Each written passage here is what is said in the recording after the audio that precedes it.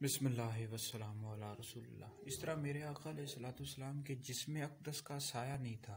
حضرت ابن عباس رضی اللہ تعالیٰ عنہ فرماتے ہیں کہ نبی کریم علیہ السلام کے جسم اقدس کا سایہ نہیں تھا۔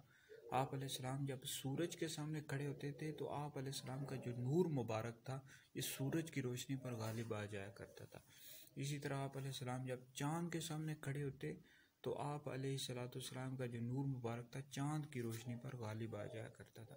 شیخ عبدالحق محدث دہلوی رحمۃ اللہ علیہ فرماتے کہ حضور علیہ السلام کا سایہ مبارک نہ سورج کی روشنی میں نہ تھا، سورج کی روشنی میں بھی نہیں تھا اور نہ چاند کی روشنی میں تھا، یعنی آپ علیہ الصلوۃ والسلام کے جسم اقدس کا سایہ نہیں تھا۔